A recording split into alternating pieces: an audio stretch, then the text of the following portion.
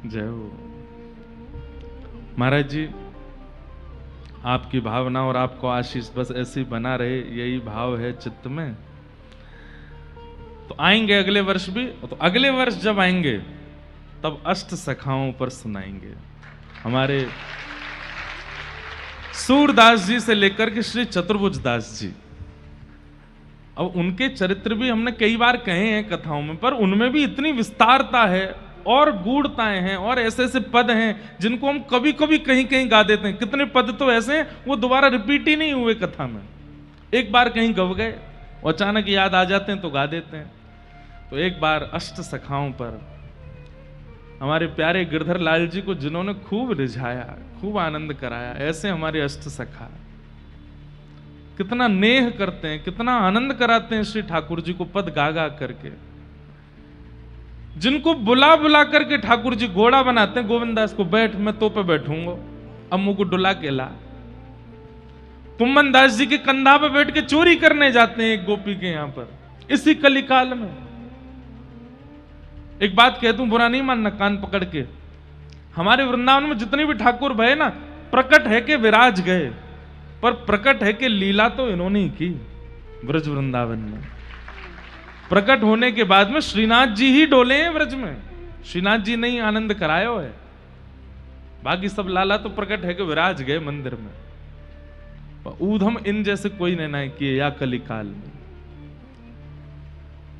तो हमारे हृदय के लाला हैं, तो इनके 8 सखाओं की चर्चा सुनाएंगे अगली बार। और लोकेश भैया देख लिया, 2 मंजिला बन जाए तो पंडाल, ऊपर भी बैठ जाएं, नीचे भी बैठ जाएं, बहुत कम पड़ेगा, 3 मंजिला बनाना पड़ेगा। आइए श्री गौर हरि के पावन चरित्र में हम लोग प्रवेश करते हैं। कल हम लोग श्रवण कर रहे थे कि महाप्रभु जी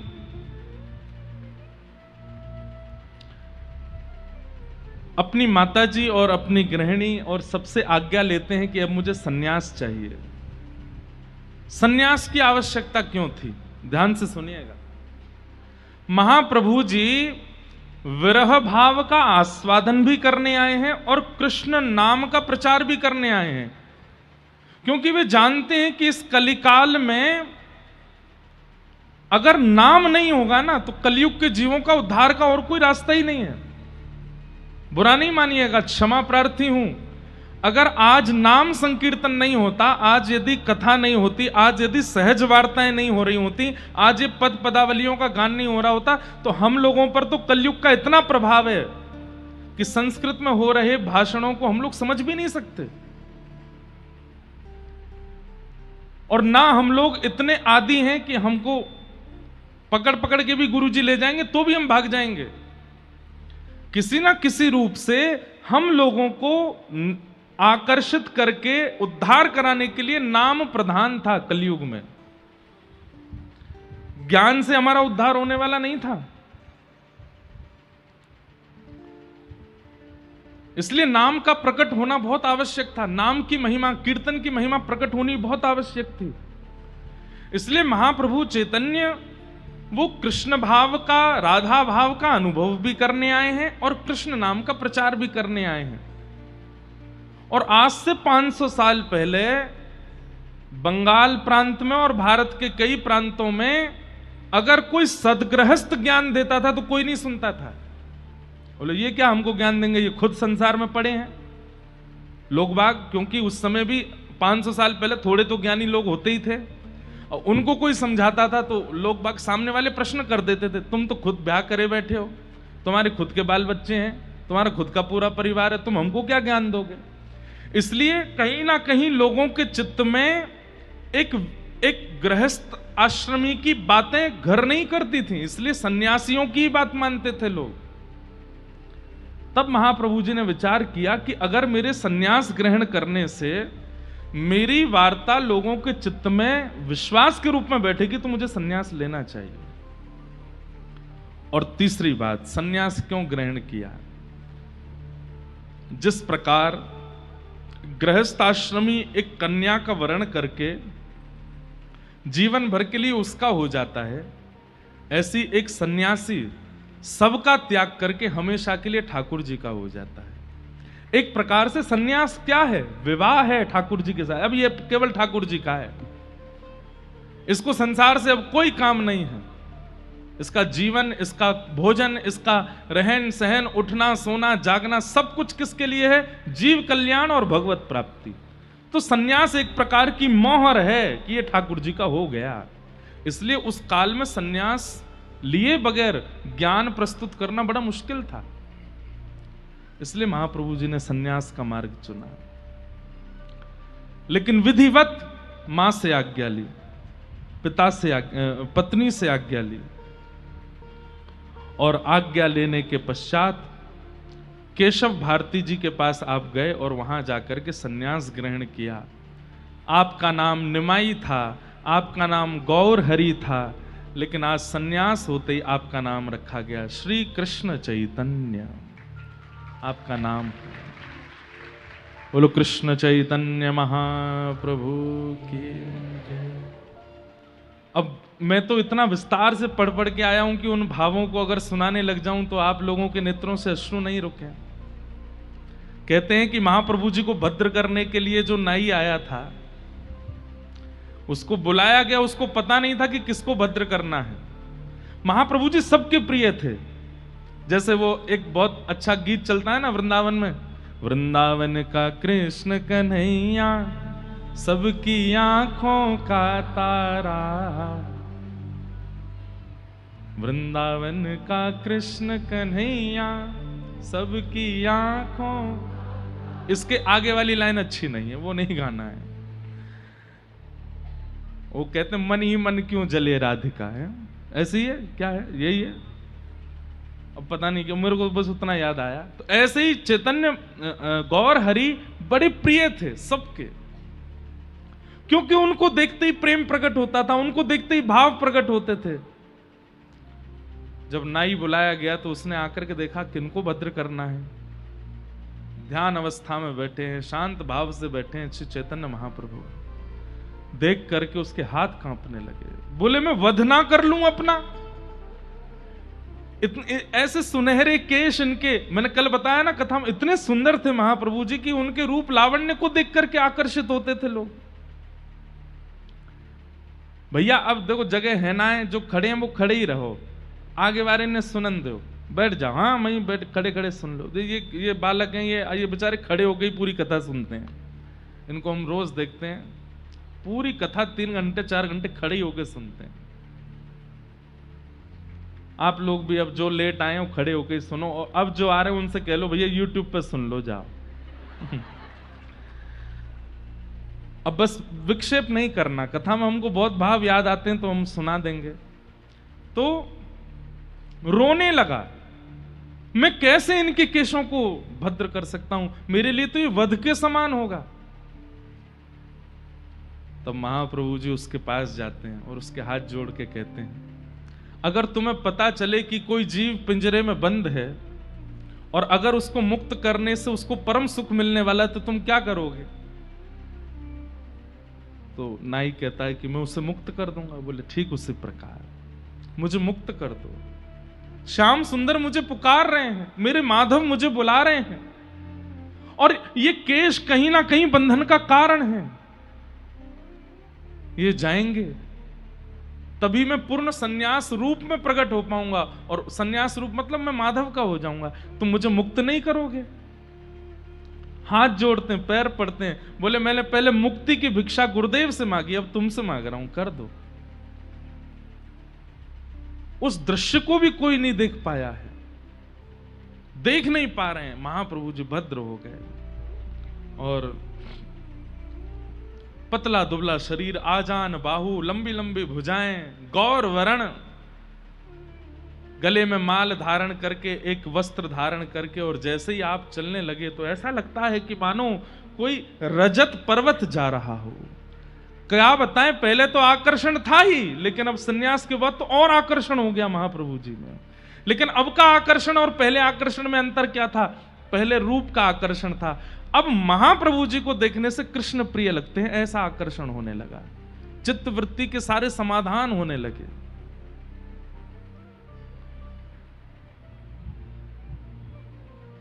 बहुत लीलाएं हुई, तभी आपके अभिन्न बड़े भ्राता स्वरूप श्री बलराम जी के अवतार श्री नित्यानंद महाप्रभु पधारे। मैं फिर कह दूं, कथाएं बहुत विस्तृत हैं, मैं केवल स्पर्श मात्र कर रहा हूं। नित्यानंद महाप्रभु आए और श्री नित्यानंद महाप्रभु जब आए, महाप्रभु जी का उनके साथ में भेंट हुई, आनंदित हो गए। एक तो कन्हैया है, दूसरे बलराम जी हैं। तो पहली दृष्टि में तो प्रणाम किया, दूसरी दृष्टि में महाप्रभु जी आप बोले, भैया आ गए आप यहां भी? बोले कि लाला तू जहां जहां जाएगा वहां तो मैं आऊंगा ही। चैतन्य महाप्रभु उपदेश दे रहे हैं, बहुत ध्यान से सुनना। बोले लाला अब कहा करना ये बता। बोले भैया वध तो बहुतन के किए, उद्धार बहुतों का किया, अब ना तो उद्धार करना है और ना वध करना है। अब जो सामने आ जाए उसको स्वीकार करना है, चाहे कितने भी गुण से युक्त हो, चाहे कितने भी अवगुणों से युक्त हो, उसको स्वीकार करना है। अब किसी को भी अस्वीकार नहीं करना।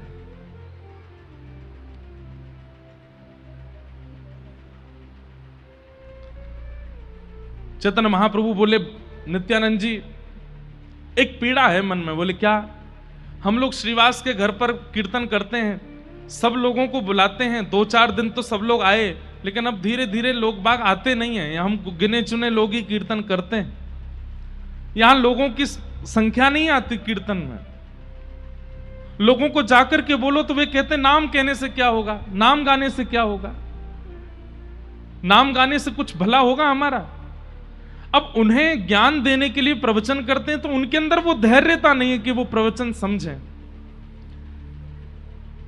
नित्यानंद महाप्रभु बोले तो फिर क्या करना है, आप आज्ञा करो। बोले अब जाना है घर घर जाके उनके द्वार पर खड़े होकर के भिक्षा मांगनी है। द्वार पर जाकर के कहना भिक्षाम देहि, भिक्षा दीजिए। और प्राचीन भारत में यह नियम रहा था कि द्वार पर अगर कोई मांगने आ जाए तो उसको खाली हाथ जाने नहीं देते थे, देते ही थे। बोले भिक्षा की भावना से जाना है और जब भिक्षा लेकर के आवे तो भिक्षा में हरि नाम मांगना है, भिक्षा में केवल प्रभु का नाम मांगना है। और अगर कोई तब भी नाम ना देवे तो उसके सामने हाथ जोड़ करके उसके पैर पूछ करके कहना है तुम्हारे जीवन में जितने पाप हैं वो सब हमारे ऊपर आ जाएं, उनको हम भोग लेंगे, तुम बिल्कुल मुक्त हो जाओ। बस एक काम कर दो, एक बार हरि बोल बोल दो, बस एक बार हरि बोल बोलो और कुछ नहीं करना। नित्यानंद महाप्रभु बोले मैं अकेला जाऊंगा, कोई एक सेवक दे दो आप। तो बोले हैं सब लोग बैठे हैं, इनमें से किसी को चुन लो। सारे बैठे थे आसपास, तभी दूर बैठे थे हरिदास ठाकुर, नाम जप कर रहे थे। नित्यानंद महाप्रभु बोले इनको दे दो हमको, इनको लेके जाएंगे। हरिदास ठाकुर जी को लेकर के और श्री नित्यानंद महाप्रभु निकल द्वारे द्वारे जाते हैं और द्वार पर जाकर के कहते हैं कुछ नहीं चाहिए, भिक्षा दे दीजिए। अंदर से भिक्षा देने वाले दाल चावल आटा लेकर के आते हैं। बोले ये सब नहीं चाहिए। तो क्या चाहिए? बोले कितने सदस्य हो घर में? बोले 5 सदस्य हैं। बोले 5 आ जाओ। 5 आ जाते। बोले अब क्या करें? बोले भुजा उठाओ। भुजा उठा ले तो बोले अब बोल दो हरि बोल। बस जैसे ही भिक्षा मिल जाती है तो कहते हैं अब ये तो हमारी मांगने वाली भिक्षा दी आपने एक बार, अगर खुद की देने की इच्छा हो तो कितना दोगे? तो कोई 10-15 बार गा देता तो नित्यानंद महाप्रभु रोने लग जाते, उसको हृदय से लगाते। बोले बस भैया और कुछ नहीं चाहिए, हम जा रहे हैं। अगले द्वार पे ऐसे नाम का प्रचार किया श्री नित्यानंद महाप्रभु ने। द्वार द्वार जाते, किसी के द्वार पर गए और जाकर के करताल बजा करके भिक्षा मांगने के लिए खड़े हैं। भीतर से निकल करके आए, क्या बात है सुबह सुबह आ जाते हो मंजीरा पीटने के लिए? एक बार हरि बोल दीजिए, उसकी भिक्षा हमको दीजिए, हरि बोल, हरि नाम की भिक्षा दे दीजिए। क्यों बोले हरि बोल? नहीं बोलना हमको हरि बोल, ये हरि बोल हरि बोल हरि बोल बुलवाते रहते हो तुम और वो दूसरा वो चैतन्य। पूरे मायापुर में, पूरी नदिया में तुम लोगों ने केवल ये नाम संकीर्तन, जाने क्या। घर के काम कौन करेगा? पढ़ाई लिखाई कौन करेगा? ये सब कार्य कौन करेगा? नित्यानंद महाप्रभु बोलते, घर में क्या काम है? बोले अभी दूध काढ़ना है, उसके बाद सब्जी तैयार करनी है, आटा गूंदना है, चावल पकाने हैं, पति आ रहे होंगे उनको पवाना है, बच्चे आ रहे होंगे उनको पवाना है, घर में चौका बर्तन करना है, उसके बाद ये करना है। तो नित्यानंद महाप्रभु बोले मैं सब कर दूंगा, मेरी जगह तुम बाहर आके हरि नाम बोलो। गैया काटनी है ना, मैं काटूंगा तुम्हारी गाय, मैं बना दूंगा सब्जी, मैं बना दूंगा सब सामग्री। अगर मैं घर के सारे काम कर दूं तो तुम हरि बोल बोलोगे? भैया बैठ जाओ।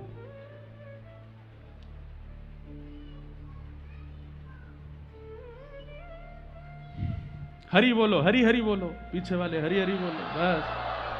अब खड़े हो, लटके हो, गिर रहे हो, कुछ भी है भैया, कथा सुन लो, खड़े खड़े सुनो, बैठ जाओ। नित्यानंद महाप्रभु कहते मैं करूंगा काम, तुम हरि बोल बोलो। ऐसा क्या है इस नाम में? घर के लोग पकड़ लेते हैं, ऐसा क्या है इस नाम में? तुम हमारे यहाँ के चौका बर्तन करने को तैयार हो, सब्जी आदि बनाने को तैयार हो, सब कुछ करने को तैयार हो। अरे ये हरि नाम कोई हमारा पेट थोड़ी भर देगा, ये हरि आकर के भोजन थोड़ी करा जाएंगे, ये हरि नाम से ये सब थोड़ी हो जाएगा। ये क्या प्रचार कर रहे हो तुम लोग? रोटी रोटी रोटी रोटी कहने से कोई पेट भरता है? सब्जी सब्जी कहने से कोई सब्जी आ जाती है?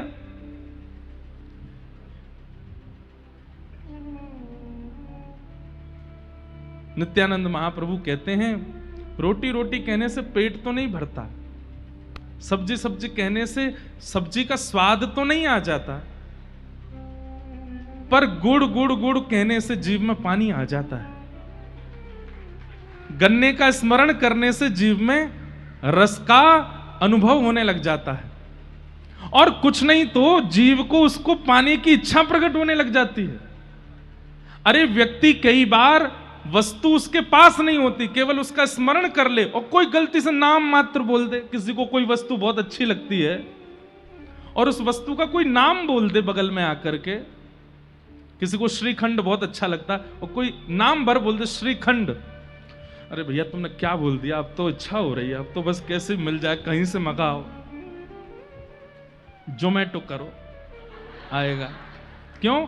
क्योंकि इंद्रिय इतनी तीव्रता से उसकी कामना करने लग जाती है कि फिर व्यक्ति उसके लिए भागता है कि वो मिले।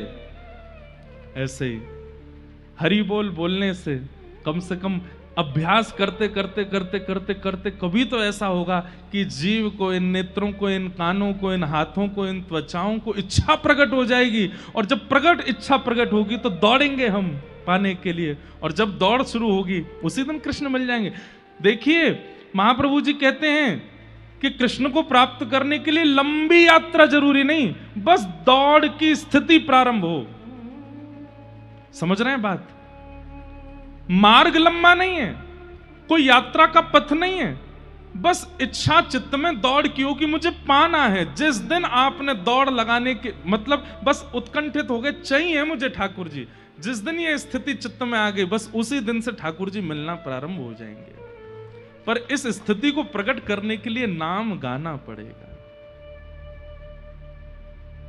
कहां तक कहें, नित्यानंद महाप्रभु नाम गवाने के लिए ये तक कह देते सब्जी हम काट देंगे, चावल बना देंगे, दूध काट देंगे, चौका बर्तन कर देंगे, तुम्हारे घर के सब बर्तन धो देंगे, तुम हरि बोल बोलो। और इतने में भी कोई नहीं मानता तो क्या कहते? द्वारे अड़ जाऊंगो एक बार हरि बोल। तुम्हारा कुछ जा रहा है, एक बार बोलने में क्या जाएगा? एक बार बोल दो बस। यहीं मर जाऊंगो एक बार, यहीं प्राण त्याग दूंगा एक बार बोल दो। लेकिन इतने ढीठ लोग वो कहते हैं अड़ जाओ मर जाओ, लेकिन हरि बोल नहीं बोलेंगे।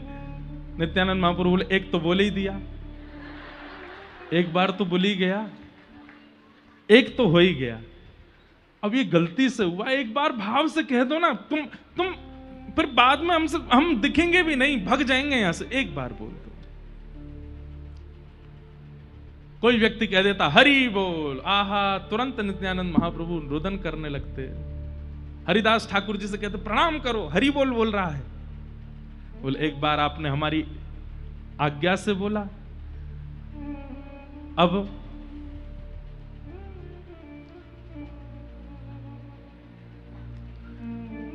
द्वार पर अतिथि आया है, उसके सम्मान में बोल दो। एक बार और हरि बोल देते, फिर बोलते अब हम जा रहे हैं, विदा हो रहे हैं, विदा होते समय एक बार, 3 बार बोल दो। पहले एक बार की जिद करते, और एक बार कोई बोल देता, दूसरी बार की जिद करते, और कोई 2 बार बोल देता तो फिर तीसरी जिद करते। 3 बार बुलवाते और कहते बस अब बस। अब इसमें एक बात आती है चैतन्य चरितामृत में, ध्यान से सुनिएगा। बोले पहली बार तो जिद से बुलवाते थे, और दूसरी बार चरण आदि पकड़ करके और बड़ा निवेदन करते। बोले एक बार, बस एक बार और। पहली बार जिद से, दूसरी बार बहुत अनुनय विनय निवेदन आदि करके, और तीसरी बार कहते बस हम जा रहे हैं, हम दूर निकल, देखो हम आपका द्वार छोड़ दिया, हम निकल गए आगे, अब एक बार जाते जाते और बोल दो। चौथी बार नहीं बुलवाएंगे, सौगंध दे रहे हैं। कहते हैं व्यक्ति जैसे ही तीसरी बार हरि बोलता था, नित्यानंद महाप्रभु वहां से चले जाते, तो अपने आप उसकी भुजाएं खड़ी हो जाती हैं, हरि बोल हरि बोल हरि बोल हरि बोल, अपने आप नाम उसके चित्त में प्रकट हो जाता है। 3 बार के नाम से उसके चित्त में नाम का उद्दीपन करा देते महाप्रभु जी।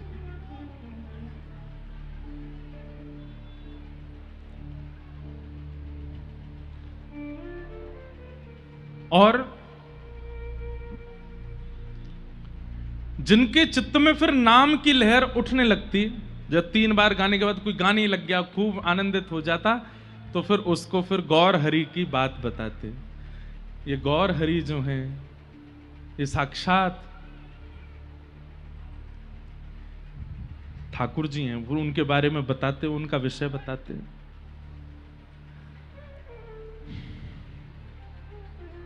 इस प्रकार महाप्रभु जी सब जगह कीर्तन करते, और कीर्तन करते हुए आनंदित होते। एक जगाई मधाई नाम के 2 महाक्रूर थे। एक का नाम था जगन्नाथ दास, दूसरे का नाम था माधव दास। ब्राह्मण कुल में जन्मे थे, लेकिन एक मुगल बादशाह के यहां काम करते करते इन दोनों अपने स्थिति से इतने भ्रष्ट हो गए, इन्होंने अपना नाम भी बदल लिया। जगन्नाथ दास और माधव दास दोनों बन गए जगाई और मधाई। इतने क्रूर थे कि गौ मांस भी खाते थे। जहां इनका घर था, उस गली से अगर कोई स्त्री भी निकल जाती तो वो भी, उसकी सुरक्षा की भी कोई जिम्मेवारी नहीं। कोई संत महापुरुष चले जाते तो उनको भी ये लोग लूट लेते। मतलब लूट भी करना, स्त्रियों के साथ में अभद्रता भी करनी, गौमांस भी खाना, मद्यपान करके पूरे दिन पड़े रहना, गलत कार्य करना, ये सब करते थे। एक दिन नित्यानंद महाप्रभु सबके यहां से हरि बोल बुलवाते उस रास्ते पे जा रहे थे जहां जगाई मधाई रहते थे। तो एक व्यक्ति से इन्होंने हरि बोल बुलवाया, तो जैसे ही आगे निकले तो उसने चरण पकड़े, बोले भगवान ऐसे मत जाइए, ऐसे निकल जाइए। बोले ऐसे क्या है? बोले आगे 2 नाम के ब्राह्मण हैं, जगाई मधाई रहते हैं, बहुत क्रूर हैं, आप उनके पास मत जाइएगा। गौ मांस खाते हैं, आपको यहां दुर्गंध आ रही होगी, हड्डियां पड़ी होंगी आगे। कितनी माताएं, कितनी बहनें, कितनों को अगवा करके उन लोगों ने गलत कृत्य किए हैं, संत महापुरुषों को जान से मार देते हैं, बहुत गलत आदमी, आप वहां मत जाइएगा।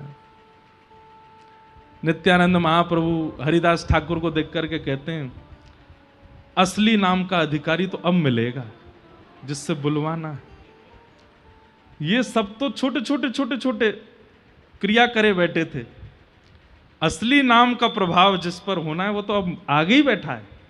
भैया तेरे बहुत भले हो, इधर आ, तेरे को थोड़ा आशीर्वाद दे, आशीर्वाद, बहुत बढ़िया किया तूने, हमको बता दिया। उसको लगा कि वो कहेंगे कि तूने बता दिया हम नहीं जाएंगे, अब तुम यहीं जाएंगे, अब तो जगाई मधाई को ही देखना है। लिए करताल खोल लेकर के जगाई मधाई के द्वार पर पहुंच गए और लेकर के महाराज करताल बजा में, मृदंग बजा में, एक बार हरि बोल हरि बोल हरि बोल, गौर हरि हरि बोल हरि बोल हरि बोल, गौर हरि हरि बोल हरि बोल हरि बोल।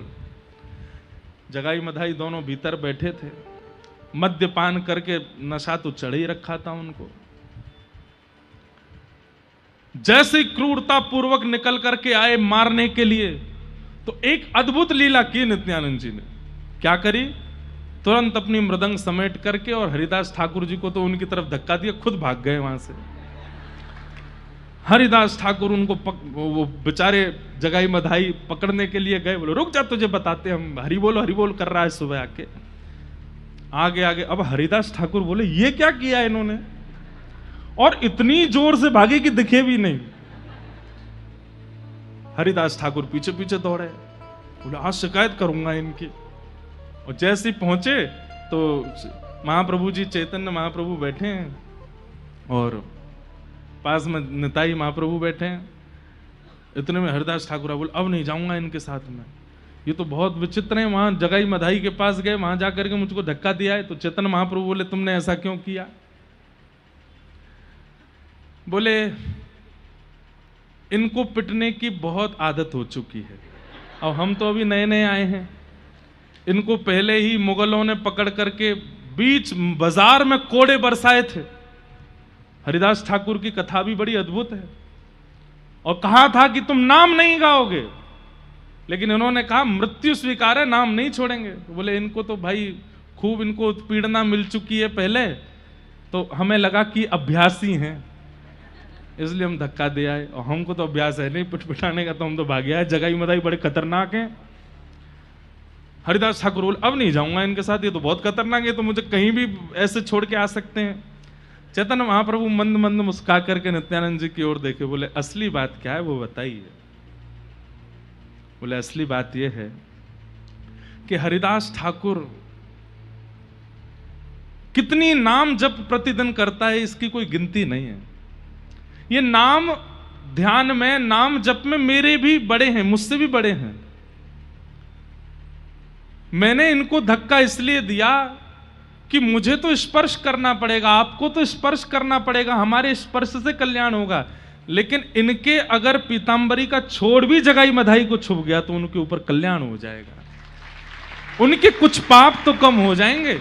मैं इसलिए इनको धक्का दे के आया कि इनकी पीतांबरी कैसे भी उन दोनों से स्पर्श हो जाए। हरिदास ठाकुर बोले अब नहीं जाऊंगा मैं, तुम्हारी कोई भरोसा नहीं है, तो भर रहे हो बातों को। बोले नहीं नहीं कल चलेंगे, वहां नहीं जाएंगे, हाँ कहीं और चलेंगे। अगले दिन सुबह उठ करके फिर से खोल मृदंग आदि लेकर के, करताल लेकर के चले। लेकिन नित्यानंद महाप्रभु जी के तो मन में था कि वहीं जाना है। कीर्तन करते करते जैसे ही उस गली में मुड़े, हरिदास ठाकुर बोले देखो फिर जा रहे हो आप? बोले अब मैं आगे रहूंगा, आप मुझे धक्का दे देना, पहले ये हाथ करके चलो ऐसे, लेकिन चलना है।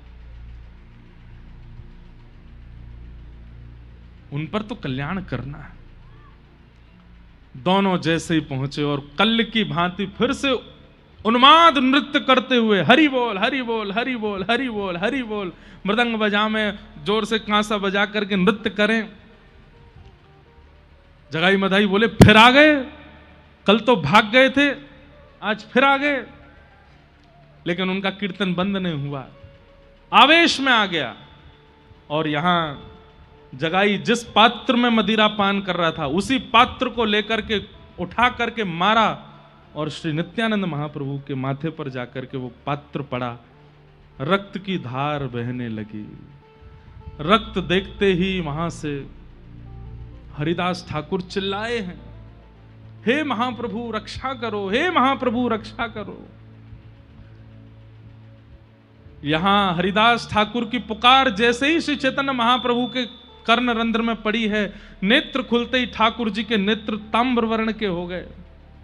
वैसे तो वे चैतन्य रूप में रहते हैं, राधा भाव में रहते हैं, लेकिन आज तक तीनों युगों में रक्षा करने वाले बलभद्र भैया, लक्ष्मण भैया के ऊपर आक्रमण। ये भाव सुनते ही महाप्रभु जी भूल गए कि कौन गौर हरि, कौन चैतन्य, कौन निमाई।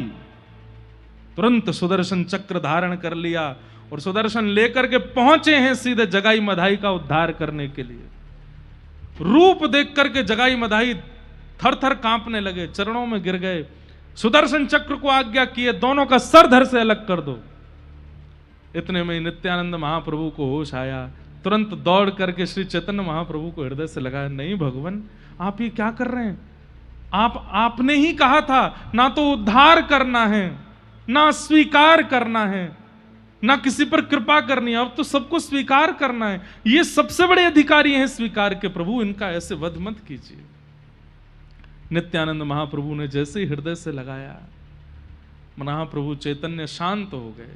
कभी तो उनको राधा भाव का आवेश आ जाता और कभी कृष्ण भाव का आवेश। सुदर्शन चक्र आकाश से आ ही रहा था। इतने में नित्यानंद जी ने चरण पकड़ लिए, बोले ये तो अत्यंत स्वीकार के पात्र हैं, ऐसा मत कीजिए महाप्रभु। तुरंत सुदर्शन चक्र अंतर ध्यान हो गया और जगाई मधाई दर्शन करके चरणों में नतमस्तक हो गए। बोले हमें क्षमा कर दो भगवान, हम पहचान नहीं पाए, हम जान नहीं पाए, हम पर कृपा अब हुई है। जगाई मधाई दोनों को ठाकुर जी ने पवित्र कर दिया। बोले गंगा स्नान किया है तुमने दोनों ने? बोले हाँ बचपन में कभी किया था। बोले चलो गंगा स्नान कराते हैं। जगाई मधाई दोनों को लेकर के गंगा जी में गए। महाप्रभु जी और नित्यानंद जी अपना हाथ पकड़ करके लेकर के जा रहे हैं और जैसे ही गंगा जी के मध्य में पहुंचे, ए जगाई मधाई हाथ में जल लो। जल लिया और जल लेकर के चैतन्य महाप्रभु संकल्प करवा रहे हैं। बोले जीवन में जितने भी पाप किए हैं, तुरंत दोनों ने हाथ छोड़ दिया। बोले नहीं नहीं नहीं नहीं भगवान ऐसा मत कीजिए। बोले क्यों? बोले आप हमारे अगर प्रायश्चित करवाने के लिए हमको गंगा जी लाए, ये गंगा जी सूख जाएंगी, हमने इतना पाप किया। हमारे पाप को धोने की सामर्थ्य गंगा जी में नहीं है। इतने पापी हैं कि पूरी गंगा रक्त मंडित हो जाएगी। इतनी गौ हत्या की है, इतनी नारियों के साथ अत्याचार, इतने संतों को मारा है हमने, हम गंगा के योग्य नहीं, आप ये मत कराइए। महाप्रभु जी बोले हमारी आज्ञा है। तुरंत जल लिया और जल लेकर के कहा बोलो बोलो मेरे पीछे, जीवन में जितने भी पाप किए हैं, बोले जितने भी पाप किए हैं, जो भी कुछ अनाचार अत्याचार आदि आदि जो कुछ भी किया है सब बुलवा दिया। और तुरंत चैतन्य महाप्रभु ने हाथ आगे किया। बोले हम सब गौर हरि को अर्पित करते हैं, सारे पाप गंगा जी को नहीं दिए हैं। दोनों के हाथ कांपने लगे। बोले ये आप क्या कर रहे हैं? बोले तुरंत दो। आवेश में जब बोला तो दोनों ने जैसे ही जल दिया है, श्री गौर हरि, श्री गौर सुंदर, श्याम सुंदर हो गए, श्याम वर्ण हो गया ठाकुर जी का। जगाई मधाई रोने लगे। बोले ये तो अत्याचार, हमारे पाप के कारण गौर हरि श्याम हरि हो गए। नित्यानंद महाप्रभु बोले नहीं, ये तुम्हारे पाप से श्याम हरि नहीं हुए हैं, ये तुम पर कृपा करके गौर हरि ने अपना वास्तविक रूप दिखाया। तुरंत प्रणाम कर लो। गंगा जी में डुबकी लगा करके चैतन्य महाप्रभु को जैसे ही प्रणाम किया, महाप्रभु जी ने जैसे ही डुबकी लगाई तो जो श्याम वर्ण हुआ था वो पुनः गौर वर्ण हो गया और जगाई मधाई हमेशा के लिए महाप्रभु जी के हो गए। फिर तो वही जगाई मधाई ताल नृत्य करते हैं, आनंद से करताल खोल बजा करके हरि बोल करके अब नित्यानंद महाप्रभु जी के प्रचार में जगाई मधाई आगे चलते हैं। सबके पास जिन जगाई मधाई का नाम सुनकर के घबराते थे, अब वही जब कीर्तन में आगे आगे खोल बजाते हुए चलते हैं तो नगर नगर के लोग आते हैं। बोले जब इन पर कल्याण हो गया, ये शुद्ध हो गए, ये पवित्र हो गए नाम के प्रभाव से, तो हम क्यों नहीं। जगाई मगाई के उद्धार से नाम की ऐसी गति हो गई, नाम का ऐसा प्रभाव फैला कि सब नाम उच्चारण में आनंदित हो गए। कहते हैं ये जगाई मधाई जो हैं यही सतयुग में हिरण्याक्ष और हिरण्यकश्यप थे, त्रेता में यही रावण कुंभकर्ण थे, द्वापर में यही शिशुपाल दंतवक्र थे।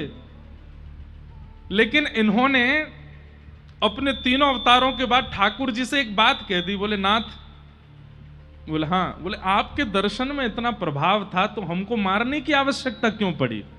आप सामने आए थे, उसी से हमारा उद्धार क्यों नहीं हो गया? आपके नाम में इतना प्रभाव था तो आपके नाम तो रावण ने जितना नाम गाया होगा उतना किसी ने नहीं गाया। वो तो भले ही भाव कुभाव अनख आलसहु नाम जपत मंगल दिश दसहु, तो उस नाम के प्रभाव से रावण पवित्र क्यों नहीं हुआ? आपको उद्धार के लिए मारना ही क्यों पड़ा हम दोनों को? तो ठाकुर जी ने कहा दो कारण। पहला कारण, तुम दोनों शापित थे और शाप की पूर्ति के लिए तुम्हारा उद्धार वध से ही होना था। और दूसरा कारण, नाम प्रभाव सतयुग में आवश्यक नहीं है, नाम का प्रभाव त्रेता में और द्वापर में आवश्यक नहीं है। सतयुग में यज्ञ का प्रभाव है, त्रेता में, सतयुग में तप का प्रभाव है, त्रेता में यज्ञ का प्रभाव है, द्वापर में सेवा का प्रभाव है, ठाकुर जी की मंदिर की सेवा। नाम का प्रभाव जिस युग में है उसमें दिखाएंगे नाम का प्रभाव, तो उसमें बिना सुदर्शन के, बिना गदा के, बिना तीर कमान के नाम से तुम्हारा उद्धार करेंगे। तो वही श्री राघवेंद्र सरकार, वही श्री कृष्ण जब चैतन्य बन करके आए हैं और वही तीनों राक्षस जब जगाई मधाई बन करके आए तो उठाया तो सुदर्शन, लेकिन तभी नित्यानंद महाप्रभु ने जब कंठ से लगाया और कहा कि आपने कहा था स्वीकार करना है, तो कान में धीरे से कह भी दिया, अरे हिरण्यकश्यप हिरण्याक्ष हैं, शिशुपाल दंतवक्र हैं, ये पहले ही पूछे बैठे हैं कि नाम का प्रभाव क्या है, नाम से उद्धार करो, दर्शन से उद्धार करो। सुदर्शन से उद्धार कर दिया तो हंसेंगे दोनों, बोले कि यहां भी आपको सुदर्शन उठाना ही पड़ा। इसलिए ठाकुर जी तुरंत सुदर्शन चक्र को अंतर ध्यान करते हैं और तुरंत अपने नाम का जब उद्घोष करते हैं तो जगाई मधाई का नाम से उद्धार हो जाता है। ऐसे नित्यानंद महाप्रभु और श्री चैतन्य महाप्रभु नाम का प्रचार कर रहे हैं, जगह जगह जाते ही सब पर ऐसे भाव प्रकट करते हैं। जगाई मधाई का उद्धार किया, उद्धार करने के बाद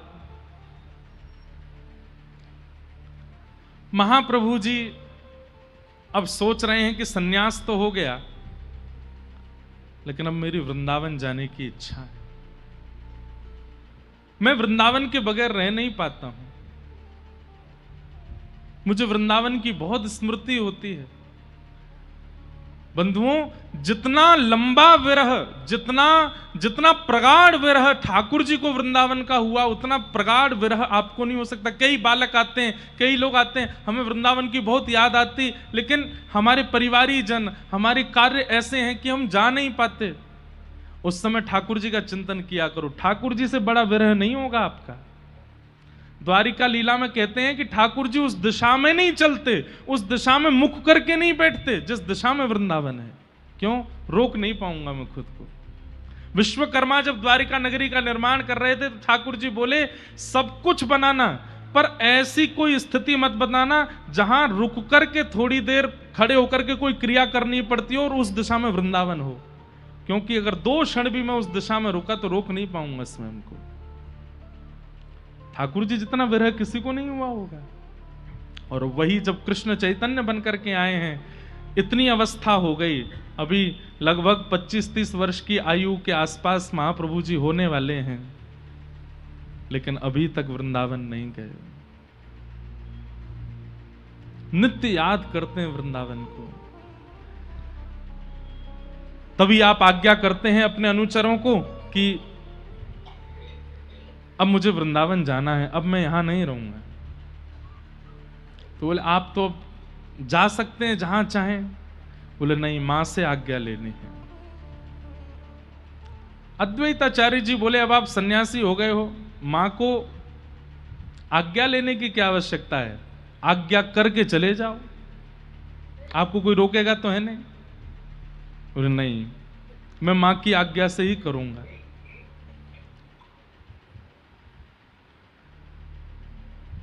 हरिदास ठाकुर बोले क्या कहा आपने, मां की आज्ञा से करेंगे? बोले हाँ, मां तो कभी नहीं कहेगी कि वृंदावन जाओ, फिर क्या करोगे?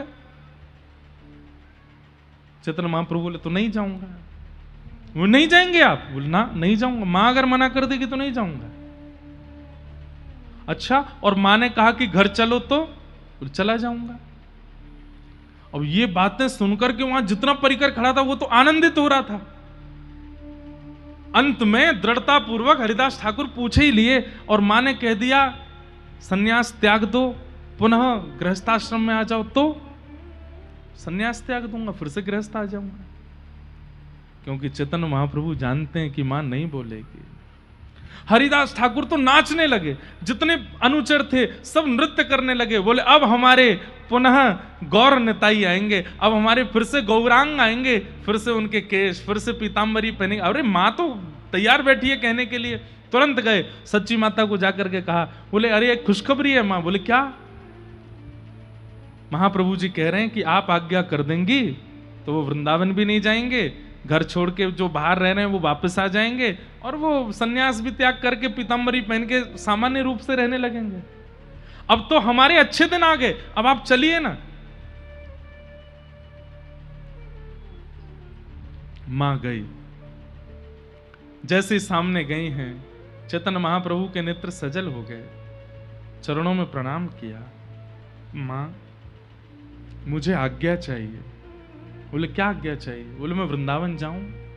हरिदास ठाकुर बोले मां जल्दी जल्दी बोल दो। बोले 3 आज्ञा हैं, पहला सन्यास का त्याग कर दो, दूसरा घर वापस आ जाओ, और तीसरा अब पीतांबरी आदि पहन करके बिल्कुल जैसे पहले रहते थे वैसे रहने लगो।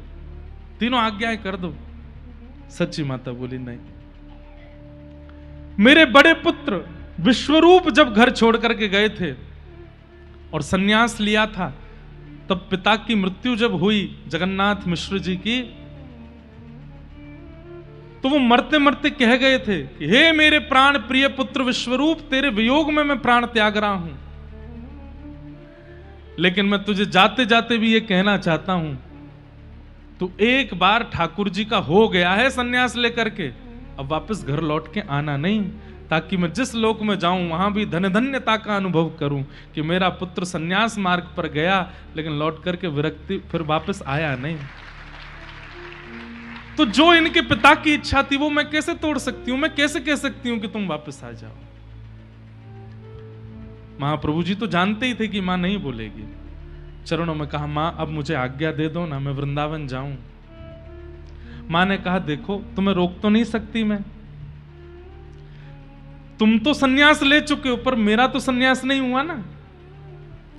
तुम जब निकलते हो तुम्हारे सिर पर केश नहीं होते, तुम्हारे अंग पर वस्त्र नहीं होते, तुम्हारे हाथ में दंड होता है, सब तुमको सन्यासी समझते हैं, पर मेरे चित्त में तो पहली भावना पुत्र की ही आती है। सन्यास तुमने लिया है, मैंने नहीं। इसलिए एक बात तो कह सकती हूं, क्या? वृंदावन बहुत दूर है, वृंदावन यहां से बहुत दूर है। कभी अगर इच्छा भी हुई और मैं अगर मरणासन अवस्था में भी हुई और तुम्हें यदि पत्र भी भेजा गया तो वो पत्र पहुंचने में इतना समय लगेगा, तब तक तो शायद मैं बचूं भी ना। इसलिए हमारे इस बंगाल प्रांत के समीप में वृंदावन है, जगन्नाथपुरी, तुम वहां चले जाओ। जगन्नाथपुरी से कभी तुम्हारा मन करेगा गंगा में स्नान करने का। मुझे पता है तुम्हें मुझसे प्रेम नहीं है, एक माँ की जो भाषा होती है वही सच्ची माता बोल रही है। मुझे पता है तुम्हें मुझसे प्रेम नहीं है, पर तुम्हें गंगा से बहुत प्रेम है, तुम्हें मायापुर से बहुत प्रेम है। तो कभी गंगा की याद आई, मायापुर की याद आई और तुम कहीं आ गए, स्नान करने लगे, तभी हल्ला होगा, मेरे कान में आवाज जाएगी कि मेरा निमाई आया है, मेरा गौर आया है, तो मैं दूर से आके देख तो लूंगी। एक रात का सफर करके कभी मन होगा तो जगन्नाथपुरी आकर के दूर से देख तो लूंगी। इसलिए बेटा मेरी आज्ञा है कि तू जा, पर वृंदावन ना जा, बहुत दूर है। मुझे ये तो रहेगा कि मेरा निमाई आसपास है, तू जगन्नाथपुरी चला जा।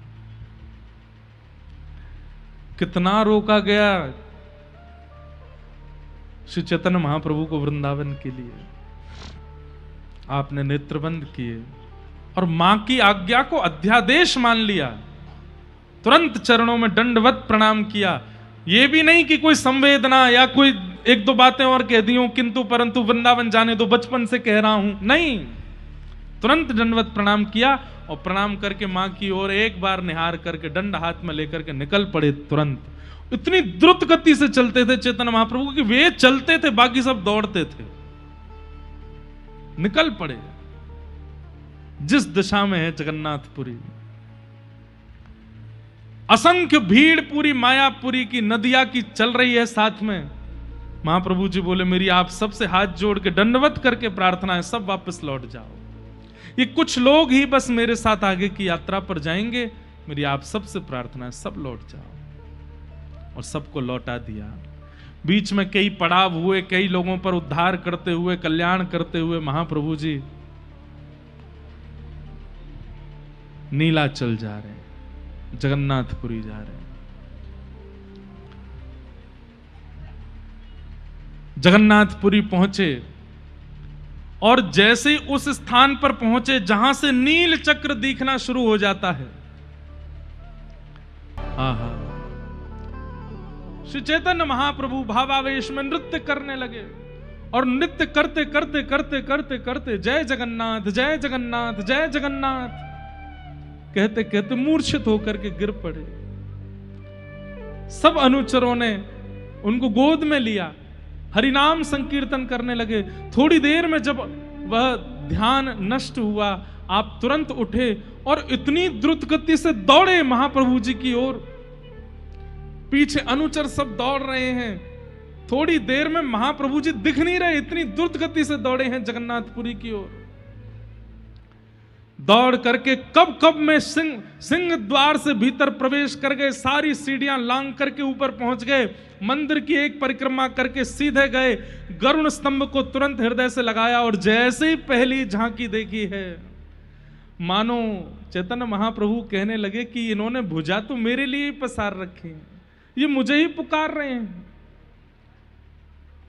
राधा भाव चित्त में प्रकट हो गया, गोपियों का विरह भाव चित्त में प्रकट हो गया। मिल गए हमारे श्याम सुंदर, जो खो गए थे रास बिहारी करते करते कहीं अंतर ध्यान हो गए थे, मिल गए सामने। पुजारी रोकने को खड़े हैं, अनुचर कितने सारे रोकने को खड़े हैं, सिपाही रोकने को खड़े हैं, पर सबको लांघते हुए महाप्रभु जी भीतर गर्भगृह में प्रवेश कर गए और महाप्रभु जगन्नाथ जी का जाकर के गाढ़ आलिंगन कर लिया। बोलो जगन्नाथ महाप्रभु। जैसे ही आलिंगन करने के लिए गए, खूब पुजारी पंडा सब लगे हैं महाप्रभु जी को दूर खींचने में, लेकिन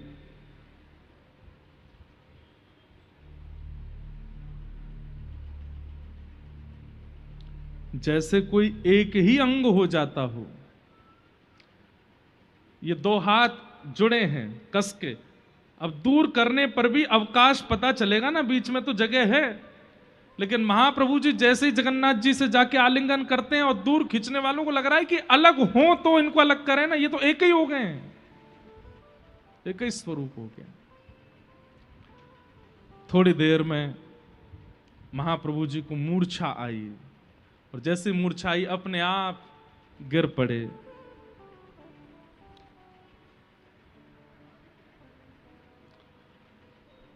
और जैसे ही, जय हो बाबा,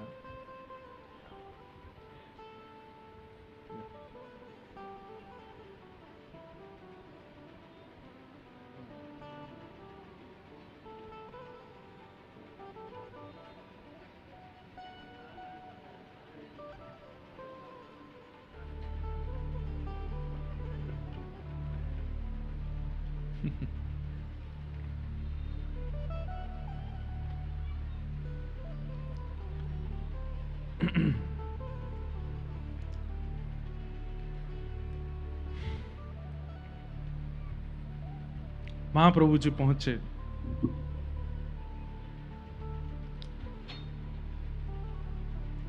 तभी सब लोग तो उनको उठा करके बाहर ले जाना चाह रहे थे, लेकिन वहीं एक व्यक्ति खड़े थे, उन्होंने जोर से चिल्ला करके सबको सावधान किया। बोले अरे क्या कर रहे हो तुम? बोले इन्होंने आकर के स्पर्श कर लिया जगन्नाथ जी का, बाहर से दौड़ करके आए सीधे जगन्नाथ। बोले तुम देख नहीं रहे हो?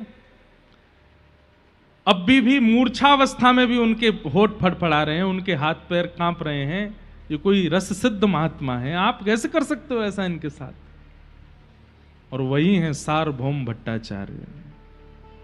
आपने तुरंत अपने अनुचरों से कहा कि इनको लेकर के हमारे घर ले चलो। महाप्रभु जी के रूप में आपको वह दृश्य दिख रहा था जिससे ये सिद्ध हो रहा था कि ये सामान्य नहीं है। तभी महाप्रभु जी के जितने भी अनुयायी थे वे सब पहुंचे, तो उनको पता चला कि वो तो वहां ले गए उनके शरीर को। सब लोग वहां पहुंचे, वहां जाकर के महाप्रभु जी को प्रणाम किया। महाप्रभु जी को जैसे तैसे होश आया। अब यहां महाप्रभु जी रहने लगे। अब हम जल्दी जल्दी महाप्रभु जी को वृंदावन पहुंचवाने का भाव रखेंगे। इसके बाद इतनी लीलाएं हैं, मैं तो आज थक गया कि महाप्रभु जी वृंदावन पहुंचेंगे कब। और 3 बार तो इसी बीच में प्रयास किए महाप्रभु जी ने, लेकिन हर बार नहीं जा पाते। सार्वभौम भट्टाचार्य जी आपके पूज्य पिताजी जगन्नाथ मिश्र जी के मित्र थे, सहपाठी थे। तो उस नाते से वो अपने आप को पितामह भाव से महाप्रभु जी को देख रहे थे। तो महाप्रभु जी में तो दैन्यता थी ही। कुछ समय व्यतीत होने के बाद महाप्रभु जी की ये समझाने लगे, बोले सन्यासियों को ऐसे रोना नहीं चाहिए, सन्यासियों को ऐसे उछल उछल के नाचना नहीं चाहिए, ये नृत्य करना, तेज स्वर में गायन करना, रुदन करना, ये विकार हैं, सन्यासियों पर शोभा नहीं देते हैं। सन्यासियों का असली धर्म क्या होता है ये मैं आपको सिखाऊंगा। महाप्रभु जी बोले सिखा दीजिए। 7 दिन तक सार्वभौम भट्टाचार्य जी उनको पढ़ाते रहे। महाप्रभु जी प्रेम से नेत्रों में भर करके पढ़ते रहे, सुनते रहे। 7 दिन हो गए, ना तो हाँ बोले ना बोले। 7 दिन बाद सार्वभौम भट्टाचार्य जी बोले आपको जो मैं पढ़ा रहा हूं वो समझ आया कि नहीं? आप जो पढ़ा रहे हैं वो सारे मंत्र मेरे को समझ में आ रहे हैं, उनका अर्थ भी मुझे समझ में आ रहा है, पर आप जो व्याख्या आप कर रहे हैं वो मेरे को समझ नहीं आ रही है। तो किसी विद्वान को बोल दो कि तुम्हारी व्याख्या समझ में नहीं आई तो उसको बहुत बुरा लगता है। बोला अच्छा तो तुम व्याख्या करके दिखाओ। तो उन्हीं 7 दिनों में सुने गए विषयों की व्याख्या जब चैतन्य महाप्रभु ने की तो हर व्याख्या में प्रेम था। घूम फिर करके बात कहां आ जाती है कि कृष्ण से प्रीति करो और कुछ नहीं है, कृष्ण से प्रीति करो और कुछ नहीं है। आपने तुरंत एक भागवत जी का श्लोक कहा और उसके 8 अर्थ बताए। बोले ये 8 ही अर्थ हैं इसके अलावा 9वां अर्थ नहीं है। चैतन्य महाप्रभु बोले आप विद्वान हैं, आप पंडित हैं, मैं आपको प्रणाम करता हूं, पर मैं इसका एक अर्थ करूं? बोले करो। चैतन्य महाप्रभु ने उसके 18 अर्थ किए और 18 के 18 उनसे अलग। ये सब देख करके वो सार्वभौम भट्टाचार्य जी समझ गए कि ये सामान्य नहीं है। महाप्रभु जी ने कृपा की और कृपा करके जब उनके चित्त में भाग्य का, भक्ति का उदय हुआ, उन्होंने भी शरणागति ग्रहण कर ली। और सार्वभौम भट्टाचार्य जी, उनका नाम ही सार्वभौम था, सबको जीत गए थे वो, लेकिन महाप्रभु जी के भक्ति भाव के आगे वो भी नतमस्तक हो गए। कुछ दिन जगन्नाथपुरी में निवास करने के बाद महाप्रभु जी बोले अब हमको दक्षिण जाना है, क्योंकि भाव आवेश तो आते ही हैं लेकिन प्रचार भी तो करना है। केवल बंगाल उड़ीसा तक थोड़ी रहना है, हमको सब जगह जाकर के प्रचार करना है। आप जैसे ही जगन्नाथपुरी से निकले सारे अनुचर संग हो लिए, सबको हाथ जोड़ के कहा सब यहीं रुको, कोई नहीं जाएगा। केवल 1-2 लोगों को संग लेकर के महाप्रभु जी वहां से दक्षिण की यात्रा पर गए। मार्ग में कई लोगों पर कल्याण करते हुए, नाम प्रचार करते हुए, सब जीवों को प्रेम दान करते हुए, सबको ठाकुर जी के प्रेम में उन्मुक्त करते हुए महाप्रभु जी पहुंचे श्रीरंगम। और श्रीरंगम में पौढ़ानाथ शेष शैया पर पौड़े हैं ठाकुर जी। लेकिन महाप्रभु जी की एक बात, वह तो वो कृष्ण अंदर से कृष्ण है, हृदय श्री राधा रानी का है, लेकिन वो जब जब अपने किसी विग्रह स्वरूप को देखते हैं वो ये भूल जाते हैं कि ये तो भूले ही बैठे हैं कि मैं परमात्मा हूं, लेकिन जब भी अपने किसी विग्रह का दर्शन करते हैं उनके मन में किशोरी जी का भाव प्रकट हो जाता है और भुजा उठा करके खूब नृत्य करते हैं। आज जैसे ही आप श्रीरंगम पहुंचे, वहां पर पौढ़ानाथ श्रीमन नारायण भगवान पौड़े हैं शेष शैया पर। जैसे ही दर्शन किया, दर्शन खुलते ही आप उछल उछल करके वहीं नृत्य करने लगे, आनंद करने लगे। इतने आनंदित क्यों हो रहे हैं? बोले सब जगह मैंने इनको खड़ा देखा और खड़े देख करके मेरे मन में आया कि ये लेटते कब होंगे, इनके पैरों में पीड़ा नहीं होती होगी, ये बेचारे इतने खड़े खड़े सब जगह दर्शन देते हैं। आज मैं देख करके अत्यंत प्रसन्न हूं, चलो ये लेट तो गए, कम से कम आराम तो कर रहे हैं। और ये देख करके तो और आनंदित हो गए कि चरण दबा रही है लक्ष्मी। आहा, ये बात, यहां के दर्शन बहुत अच्छे लगे, कम से कम आराम तो कर रहे हैं ठाकुर जी। लेकिन वहां के 3 प्रसिद्ध रामानुज वैष्णव परंपरा के आचार्य थे, जिनका नाम था श्री त्रिमल्ल भट्ट, वेंकट भट्ट और प्रबोध भट्ट। श्रृंगनाथ भगवान की सेवा करते थे। उनमें प्रबोध भट्ट थे, ये सन्यास लेकर के काशी चले गए। यही कालांतर में इनका नाम प्रकाशानंद हुआ, जिनको महाप्रभु जी ने काशी में जाकर के षड्भुज रूप में दर्शन दिए, और फिर यही प्रकाशानंद प्रबोधानंद बनकर के वृंदावन गए, और वृंदावन जाकर के श्री वृंदावन महामृत नामक ग्रंथ आपने लिखा। वो कथा हमने गोवर्धन में सुनाई थी कुछ महीने पहले, गिरिराज जी में कथा हुई थी, वहां पर प्रबोधानंद जी की कथा सुनाई थी। आज नहीं कहेंगे, बहुत लंबी कथा है। तो त्रिमल्ल भट्ट और वेंकट भट्ट, तो वेंकट भट्ट जी इस समय आरती कर रहे थे रंगनाथ भगवान की, और जैसे ही आरती करते हुए आपने पीछे दर्शनार्थियों की ओर देखा, तभी देखते हैं कि महाप्रभु जी खूब जोर से नृत्य कर रहे थे। दर्शन करके रूप माधुरी देख करके आनंद तो हुआ, और उनको देखने के बाद जब पुनः देखा तो क्या देखते हैं कि शेषनाग पर ठाकुर जी भी खड़े होकर के वैसे ही नृत्य कर रहे हैं, जैसे बाहर महाप्रभु जी कर रहे हैं, वैसे ठाकुर जी भी नृत्य कर रहे हैं। आपने भीतर देखा, और भीतर ठाकुर जी को नृत्य करते देख पुनः बाहर देखा, तो पुनः बाहर देखते क्या देखा कि गौर हरि अंतर ध्यान, वो भीतर वाले ठाकुर जी बाहर नृत्य कर रहे हैं, बाहर पहुंच गए। और फिर दोबारा भीतर देखा तो सब सामान्य होगा, फिर से पहुंच गए, बाहर चेतन महाप्रभु रह गए। ये एक क्षण का आवेश दर्शन आपको हुआ, आप समझ गए कि ये सामान्य नहीं है, ये कोई महापुरुष है। महाप्रभु जी एक थंब से सिर लगा करके वहीं रुदन कर रहे हैं, बैठे हैं आनंद से। तभी मंदिर बंद करके श्री वेंकट भट्ट जी आए और बोले, हे महाप्रभु, आप कहां से आए? तब बताया, हम बंगाल से आए हैं, आदि आदि। बोले, अच्छा, आप मेरे घर चलिए, हमारे यहाँ संत निवास है, वहीं रहिएगा और वहीं प्रसाद आदि ग्रहण कर लीजिएगा। बोले, ठीक है। वेंकट भट्ट जी के साथ महाप्रभु चैतन्य महाप्रभु गए और आपके घर पर जाकर के आपने निवास किया, प्रसाद आदि पाया, खूब आनंदित हुए। थोड़ी देर सत्संग भी हुआ, सब लोगों ने सुना। अगले दिन उठ करके जैसे ही महाप्रभु जी बोले, अब हमको आगे की यात्रा पर जाना है, तो वेंकट भट्ट जी हंसने लगे। महाप्रभु जी बोले, आप हंस क्यों रहे हैं? बोले, आपको पता है आज क्या है? बोले, क्या है? बोले, चातुर्मास का पहला दिन है, चातुर्मास प्रारंभ हो गया है, अब आप नहीं जा सकते यहां से, अब आपको 4 महीने यहीं रहना पड़ेगा। महाप्रभु जी बोले, वाह रे, रंगनाथ भगवान की लीला है, ऐसे समय पर लाकर के हमको अपनी नगरी में बुलाया कि हम जा ही नहीं पाएंगे, हम तो भूल ही गए थे कि आज से चातुर्मास शुरू है। बोले, भगवान, छल पूर्वक ही सही में इसलिए लेके आया था, आपको पता ना रहे, आपको याद ना रहे, आप भाव में ही रहो, ताकि चातुर्मास का पहला दिन शुरू हो जाए, ताकि 4 महीने पर यहीं डटो। बोले, अब ठीक है, रंगनाथ भगवान जैसा चाहते वैसा होगा। वेंकट भट्ट जी बड़े प्रसन्न किए, महापुरुष हमारे यहाँ रुकेंगे। तभी आपने अपने पूरे परिवारी जनों को बुलाया, सब प्रणाम करो, सब आकर के प्रणाम करने लगे। तभी देखते हैं नन्हा सा बालक एक आया, महाप्रभु जी के जैसे समीप आए, महाप्रभु जी ने उठा के गोद में उठा, क्या नाम है तुम्हारा? मेरा नाम गोपाल भट्ट। आहा, श्री राधा रमण लाल जी को प्रकट करे वाले श्री गोपाल भट्ट मिले हैं।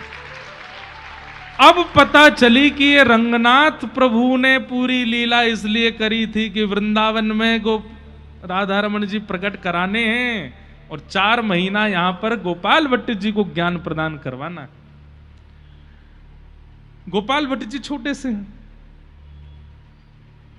वेंकट भट्ट जी बोले, मैं तो मंदिर में बहुत व्यस्त रहता हूं। महाप्रभु जी बोले, हमको आवश्यकता नहीं, हम अपने आप अपनी सब क्रिया कर लेंगे। बोले, नहीं, ये लाला रहेगा आपके पास, आपको जो आवश्यकता है सब इनसे कहना। महाप्रभु जी ने तो देख लिया था नेत्रों में कि यही हैं जो वृंदावन के प्राण धन को प्रकट करेंगे, और इन पर बीज तो बोना पड़ेगा ना इनके अंदर। पूरे दिन महाप्रभु जी के साथ में रहते गोपाल भट्ट जी, छोटे से बालक, महाप्रभु जी उनको गोद में बैठा लेते। तो गोपाल भट्ट जी बड़ी प्यारी बात करते, कहते जैसे मेरी माता जी आपकी माता जी नहीं है। माँ का नाम सुनते ही चैतन्य महाप्रभु के नेत्र सजल हो जाते। मेरी भी माँ है। कहाँ है? बोले सच्ची मैया है। बोले वो कहाँ है? बोले नदिया में, मायापुर में। अच्छा, उनको आपकी याद नहीं आती? मेरी माँ तो मुझे छोड़ती ही नहीं है, आप कैसे रहते हो उनके बिना? ये सब बातें सुनकर के महाप्रभु जी इतने भाव विभोर हो गए, माँ की बहुत याद आने लगी। और माँ की याद आवे और गोपाल भट्ट जी को हृदय से लगावे। और सब अपने युवावस्था बालावस्था की सारी लीलाएं सुनाते हैं महाप्रभु जी गोपाल भट्ट जी को। देखिए जितने आचार्य चरण हुए सबने महाप्रभु जी की लीला को किसी अन्य से सुना, पर गोपाल भट्ट जी ने तो महाप्रभु जी की लीला को महाप्रभु जी से ही सुना। महाप्रभु जी बताते हैं, हम जब छोटे थे ना, तुम्हारे जैसे केश थे हमारी मैया जाती, सुंदर सुंदर पुष्प तोड़ के लाती और हमारे केशों में लगा देती, सुंदर पीतांबरी पहनाती, पैरों में ऐसे आला लगाती, चंदन लगाती, सुंदर सुंदर आकृति बनाती, फिर हमें घुमाने ले जाती। सब भाव महाप्रभु जी सुनाते। और चैतन्य महाप्रभु की बाल लीला और बाल भावों को उन्हीं के मुख से सुनकर के गोपाल भट्ट जी इतना रोते। उन्हें अब यह अनुभव होने लगा कि मेरे जीवन आधार, मेरे केवल आधार तो यही है, मेरे सर्वस्व यही है। 4 महीने तक श्री गोपाल भट्ट जी पर कृपा की और महाप्रभु जी ने उन्हें सब संकेत कर दिए थे, अपनी कुछ वस्तु उनको प्रदान कर दी। कालांतर में वही श्री गोपाल भट्ट गोस्वामी जी जाकर के वृंदावन में श्री शालिग्राम भगवान की सेवा करते हैं। और नृसिंह चतुर्दशी का दिन है। कथा सुन रहे हैं कि प्रहलाद की हृदय की वेदना के कारण, हिरण्यकश्यपु के पाप के कारण ठाकुर जी स्तंभ भेदन करके नृसिंह बन करके प्रकट हो गए हैं। ये कथा सुनकर के गोपाल भट्ट, सब लोग तो ताली बजाने लगे, सब लोग जय जयकार करने लगे, गोपाल भट्ट जी रोने लगे और दौड़ करके गए शालिग्राम भगवान के पास और जाके कहा, आप प्रहलाद के लिए खम्भ भेदन करके आ सकते हैं, मेरे लिए शालिग्राम से प्रकट नहीं हो सकते। और महाप्रभु जी की कृपा, संत चरणों का आशीर्वाद, गोपाल भट्ट जी का हृदय का प्रेम, नृसिंह चतुर्दशी के ठीक अगले दिन पूर्णिमा जैसे प्रारंभ हुई, श्री राधा रमण लाल शालिग्राम से प्रकट हो गए और वृंदावन के प्राण धन का जन्म हुआ, प्राकट्य हुआ। श्री राधा रमण लाल की जय।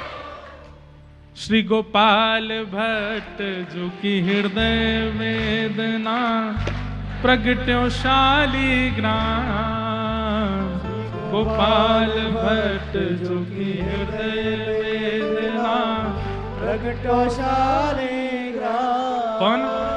हे रूप सुधा को खान हमारो, रूप सुधा को खान हमारो, वृंदावन में सबसे न्यारो, वृंदावन में सबसे न्यारो। श्री राधा रमण जुलाल, वृंदावन मेरो वृंदावन, वृंदावन मेरो वृंदावन। हे श्री वृंदावन प्यारो वृंदावन,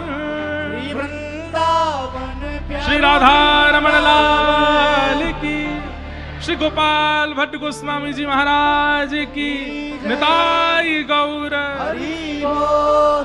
और ऐसे बीज उद्दीपन हुआ वेंकट भट्ट के लाला श्री गोपाल भट्ट जी के चित्त में। और इन्हीं गोपाल भट्ट जी के फिर शिष्यगण श्री निवासाचार्य जी आदि हुए, उन्हीं से परंपरा आज तक श्री गोपाल भट्ट जी की सेवा की चल रही है। वास्तव में तो श्री चैतन्य महाप्रभु का भारत भ्रमण भी वृंदावन को प्रकट करने के लिए है। आप बंगाल के रामकेली में जाते हैं और वहां जाकर के रूप सनातन गोस्वामी को ज्ञान उपदेश करते हैं, और उन्हीं रूप सनातन गोस्वामी से फिर दोबारा मिलते हैं काशी में। तो सनातन जी से तो मिलते हैं प्रयागराज में और रूप जी से मिलते हैं काशी में, और दोनों को वहां ज्ञान उपदेश करके भेज देते हैं वृंदावन। और वृंदावन में जाकर के श्री रूप गोस्वामी गोविंद देव जी को प्रकट करते हैं और श्री सनातन गोस्वामी मदन मोहन जी को प्रकट करते हैं। सनातन जी बड़े हैं, रूप जी छोटे हैं, सनातन गोस्वामी बड़े हैं। ये कथा भी हमने गोवर्धन में सुनाई है, वो सुन लेना। और वहीं फिर काशी जाकर के प्रबोधानंद जी को, प्रकाशानंद जी को प्रबोधानंद बना देते हैं और भेज देते हैं उनको वृंदावन। उनके द्वारा वृंदावन महिमामृत ग्रंथ का, मतलब स्वयं बाद में गए हैं। वैसे तो इन सब के मध्य में ही महाप्रभु जी का जाना हुआ, पर पूरी व्यवस्था वृंदावन प्रकट की ही करवा रहे हैं महाप्रभु जी। इसके बाद महाप्रभु जी 4 महीने बाद निकले, फिर और अन्य अन्यों पर कृपा करते हुए फिर महाप्रभु जी पहुंचे हैं कहां? पंढरपुर। और पंढरपुर में वीट के ऊपर खड़े हैं भगवान विट्ठल। आप जैसे ही वहां दर्शन करने के लिए जाते हैं तो चैतन्य महाप्रभु जहां जहां जाते वहां उन्माद नृत्य करते, कीर्तन करते, महामंत्र का उद्घोष करते। लेकिन आप जैसे गए तभी आपने देखा कि हाथ में तानपुरा, एक तारा लिए एक और महापुरुष नृत्य कर रहे हैं। और वो कौन है? श्री तुकाराम जी महाराज। और महाप्रभु जी ने जैसे ही श्री तुकाराम जी को देखा, देख करके बोले ये है अधिकारी, ये यहां के अधिकारी है। और वहां पर रात्रि में सब बैठे थे, महाप्रभु जी ने कीर्तन किया, हरे कृष्ण कृष्ण कृष्ण हरे हरे, हरे राम राम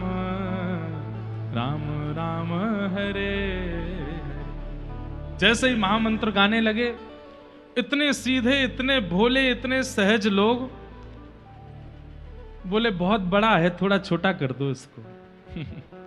महाप्रभु जी बोले ये महामंत्र छोटा थोड़ी होगा। तो बोले कुछ तो कीजिए।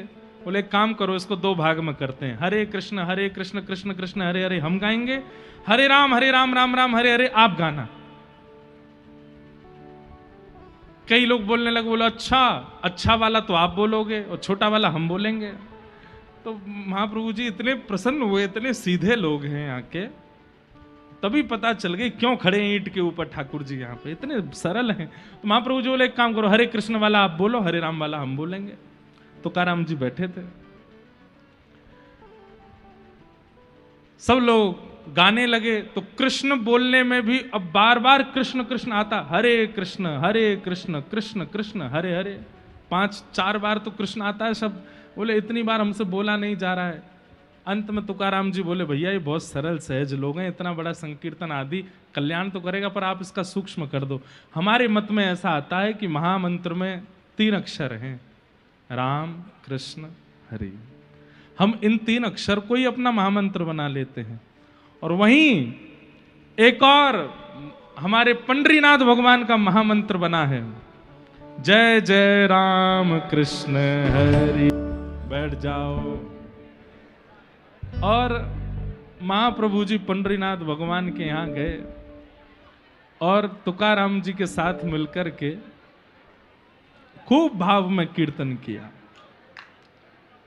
बोलो पंडरीनाथ भगवान की जय। ऐसे महाप्रभु जी सब जगह भ्रमण करते हुए श्री तुकाराम जी के साथ में मिले। फिर वापस आप जगन्नाथपुरी आए। सब जगह और भी कई क्रम गए, द्वारिकापुरी गए दर्शन करने के लिए, सब जगह दर्शन करा करके पुनः जगन्नाथपुरी पहुंचे। और श्री जगन्नाथपुरी जब पधारे, कुछ ही दिनों में रथ यात्रा का समय आने वाला है। महाप्रभु जी ने मायापुर के सब वैष्णवों को, अभी ले लेंगे बैठ जाओ, मायापुर के सब वैष्णवों को बुलवाया और मायापुर के सब वैष्णव जगन्नाथपुरी आए हैं। 15 दिन तक महाप्रभु जी के दर्शन नहीं होते हैं स्नान पूर्णिमा के बाद। तो श्री महाप्रभु जी, चैतन्य महाप्रभु अलारनाथ जाते हैं और वहां जाकर के महाप्रभु जी का दर्शन करते हैं। 15 दिन बाद आप जब लौट करके आए तो पहले दिन का नेत्रोत्सव था। जगन्नाथपुरी में जब 15 दिन के अवकाश के बाद ठाकुर जी के दर्शन खुलते हैं, उस दर्शन को उत्सव कहा जाता है और उसको कहते हैं नेत्रोत्सव। क्यों? 15 दिन तक नेत्रों को ठाकुर जी नहीं दिखे, इसलिए लगभग जितने भी लोग 15 दिन बाद जब जगन्नाथ जी का दर्शन करते हैं सबके नेत्र व्याकुल हो जाते हैं, सजल हो जाते हैं, इसलिए उसको नेत्रोत्सव कहा जाता है। महाप्रभु जगन्नाथ जी जिस श्री मंदिर में विराजते हैं, चैतन्य महाप्रभु उस स्थान को द्वारिका के भाव से देखते हैं और महाप्रभु जगन्नाथ जी रथ में बैठ करके जिस जगह जाते हैं गुंडीचा, उसको श्री चैतन्य महाप्रभु वृंदावन के भाव से देखते हैं। मैया ने कहा है कि लीलाचल में ही रहना है, तो उसी को ही वृंदावन मान लिया है। और श्री जगन्नाथ महाप्रभु रथ पर विराजमान होकर के गुंडीचा जाएंगे, यह भाव सुनते ही चैतन्य महाप्रभु सब अपने अनुचरों के साथ में गुंडीचा जाते हैं और गुंडीचा मार्जन लीला करते हैं, गुंडीचा मार्जन करते हैं। हमारे प्रभु पधारेंगे, पलकन सोमग झारूं। क्यों? बोले जामग मेरो गिरधर आवे, तनमन जोवन बारूं। ठाकुर जी पे तनमन जोवन बारना तो हर पद में हम सुनते हैं। ठाकुर जी को देख क्या करें? तन वार दें, अपना जोवन वार दें, अपना मन वार दें। अरे आचार्य चरण कह रहे हैं, बोले जिस रास्ते से प्रियतम आने वाले हैं उस रास्ते पे वारूं। ठाकुर जी पे थोड़ी वारूंगा तन मन जोवन, उस मार्ग पे वारूं जिस पर चल के नाथ आने वाले हैं। महाप्रभु जी गुंडीचा मार्जन करते हैं। जगन्नाथ रथ यात्रा की लीला सुनने के लिए ही 2 दिन चाहिए। चैतन्य महाप्रभु की गुंडीचा मार्जन लीला और जगन्नाथ यात्रा में वो कैसे नृत्य करते हैं महाप्रभु जी के, कहते हैं। आज थोड़ा थोड़ा मैं जल्दी जल्दी पढ़ रहा था, बड़े बड़े दल चल रहे हैं कीर्तन करते हुए महाप्रभु जी की रथ यात्रा के आगे, और जैसे ही जगन्नाथ महाप्रभु बाहर आते हैं, महाराज जी एक बहुत सुंदर भाव है। स्कंद पुराण में शायद कहीं ऐसा वर्णन है, अब हमको तो देखने को नहीं मिला, लेकिन कोई आचार्य चरण बता रहे थे कि प्रश्न करते हैं कि ये दारू ब्रह्म साक्षात परमात्मा है, इसके प्रमाण बताइए। तो वहां वेदव्यास जी प्रमाण देते हुए एक प्रमाण इतना सुंदर देते हैं, बोले क्या? ये जब भी अपने श्री मंदिर से निकलेंगे तब वर्षा होगी। ये जब जब मंदिर से बाहर आएंगे, चाहे एक बूंद गिरे आकाश से, गिरेगी। कितनी भी धूप हो, कितनी भी गर्मी हो, कितनी भी, महाराज जगन्नाथ रथ यात्रा अभी हम गए थे, कैसी उमस होती है, कितनी भयानक गर्मी होती है, और गर्मी भी नहीं, हवा भी नहीं चलती, इतना वहां पर मतलब ऐसा मौसम हो जाता है। लेकिन महाप्रभु जी के श्री विग्रह पर जैसे ही सूर्य की पहली किरण पड़ती है, सूर्य को अपने भीतर इतना ऐसा भाव आने लग जाता है कि ये इतने कोमल महाप्रभु जी हैं, इनको मैं अपनी तीक्ष्ण प्रकाश से कहीं मैं इनको रुग्ण ना कर दूं, मैं कहीं इनको पीड़ित ना कर दूं, तुरंत एक बूंद ही गिरे चाहे वर्षा होगी। महाप्रभु जी के आते ही वर्षा होती है, और इस बात का तो प्रत्यक्ष दृष्टा इस बार मैं था। ऐसी लीला है कि मैं सबको बता भी नहीं सकता, अगर मैंने लाइव में बता दी तो कहीं मुझे पकड़ नहीं ले जाएं।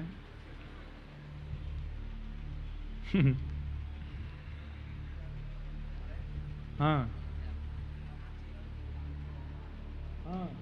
अब बाबा मुंह पे बंगलो ना आवे।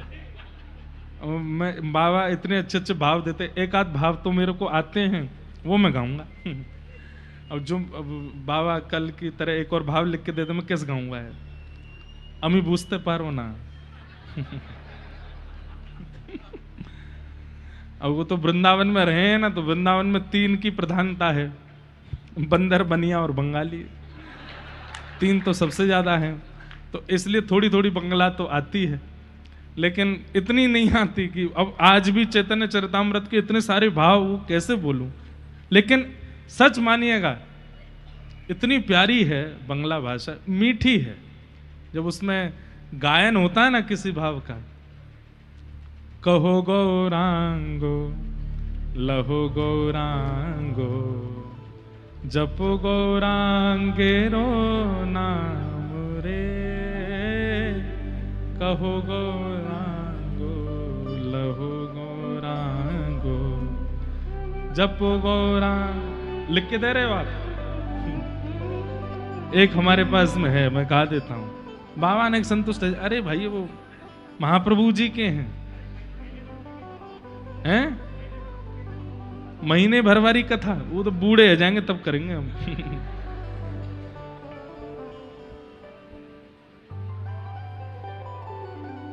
वाह, जो कोई गौरांग भजेगा वही हमारा प्राण है, ऐसा कहते हैं। तो जगन्नाथ यात्रा हुई, गुंडीचा मार्जन हुआ। महाप्रभु जी ने इस बीच भी एक बार मन बनाया कि हम वृंदावन जाएं, परंतु इतनी भीड़ लग गई साथ में कि महाप्रभु जी फिर बीच रास्ता से वापस लौट आए। अनेक बार प्रयास किए वृंदावन जाने के, लेकिन एक तो इनके अनुचर जाने नहीं देते। सबको ये लगता है वृंदावन को याद करके जब इनकी स्थिति हो जाती है, चले गए तो क्या होगा। अब तो महाराज महाप्रभु जी से सहन नहीं हुआ, इतने वृंदावन का वियोग अब सह नहीं पाए। इस बीच में 3 रथ यात्रा तो हो चुकी हैं और तीनों रथ यात्राएं बड़े आनंद से हो चुकी हैं। महाप्रभु जी ने अब तो ऐसी स्थिति हो गई, सबके आगे हाथ जोड़ दिए, बोले मैं आपके पांव पड़ूं, हाथ जोड़ूं, अगर आप चाहते हैं कि मेरे प्राण बचें तो मुझे एक बार वृंदावन जाने दो। और श्री चैतन्य महाप्रभु वृंदावन की यात्रा पर जाते हैं। प्रयाग में वहीं उनको फिर सनातन गोस्वामी उनको ज्ञानोपदेश करते हैं। प्रयाग से आप जैसे ही वृंदावन की ओर निकलते हैं, पहले मथुरा आया, वृंदावन इतनी दूर रह गया, ये कोई बोल भी जाता है तो उस भाव में आप मूर्छित होकर के गिर पड़ते हैं।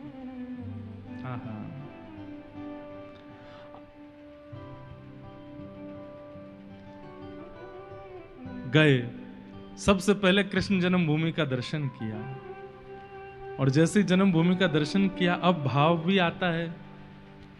अपने पूर्व अवतार का स्मरण करके देवकी मैया वसुदेव जी को याद करके महाप्रभु जी रुदन करते हैं और फिर वहीं नृत्य करते हैं, आनंद करते हैं। वहीं पास में वज्रनाभ जी के द्वारा निर्मित श्री केशव देव जी हैं, उनके पास जाकर के उनका दर्शन करते हैं।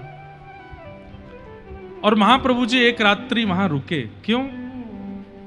क्योंकि कल एक बड़ी पावन तिथि है, उस तिथि में ही वृंदावन प्रवेश करना है, और उस तिथि का नाम है शरद पूर्णिमा। आहा, जैसे ही पूर्णिमा प्रारंभ हुई, जयति, हाँ हाँ, रास पूर्णिमा, हाँ, महाप्रभु जी पूर्णिमा के दिन प्रवेश करते हैं। जयति तेधिकं जन्मना प्रजः श्रयत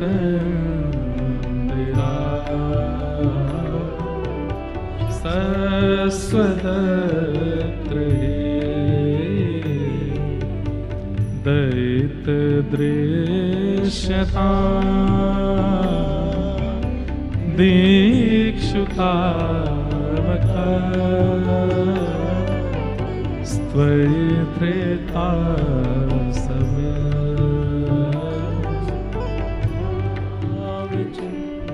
वृंदावन में भ्रमण करते हुए घूम रहे हैं।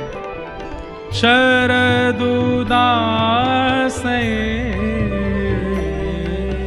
साधु जात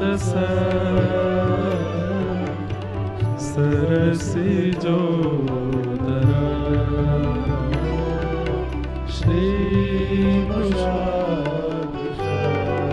कहते हैं महाप्रभु जी जब वृंदावन में आए तो अब यहां तो वृंदावन प्रकट हुआ नहीं है अभी तक, कहीं कुछ है कहीं कुछ है, पर अब लोग तो नहीं जानते उसकी महिमा।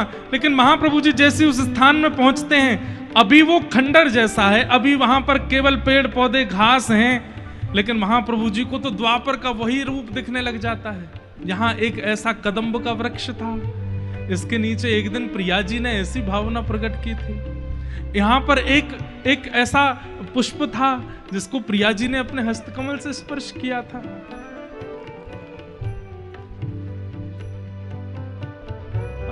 एक बहुत सुंदर भाव है।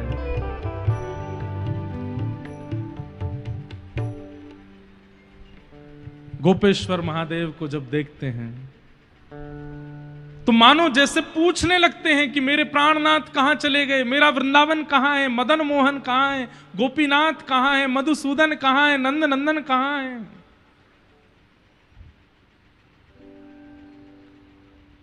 बोलो बोलो गोपेश्वर कोथाय अमार गोपीनाथ। बोलो बोलो गोपेश्वर कोथाय अमार गोपीनाथ। अमदे रामदे प्राण गौराय। अमदे रामदे प्राण गौराय। बोलो बोलो गोवर्धन कोथाय अमार गिरिधारी। बोलो बोलो गोवर्धन कोथाय अमार गिरिधारी। अमदे रामदे प्राण गौराय। अमदे रामदे प्राण गौराय।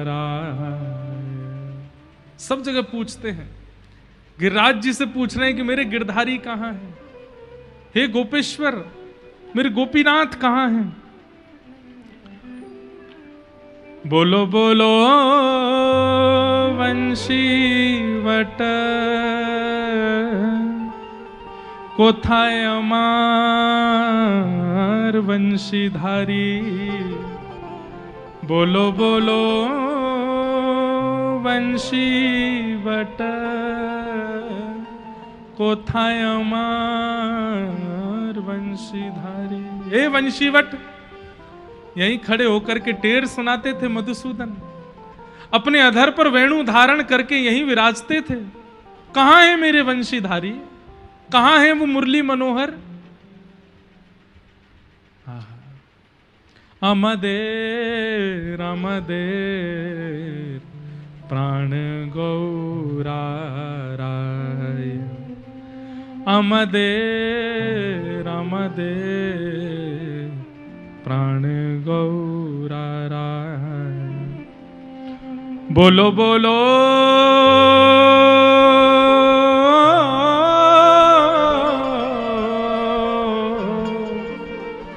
बोलो बोलो वृंदावन कोथाय अमार वृंदा विपिन। बोलो बोलो वृंदावन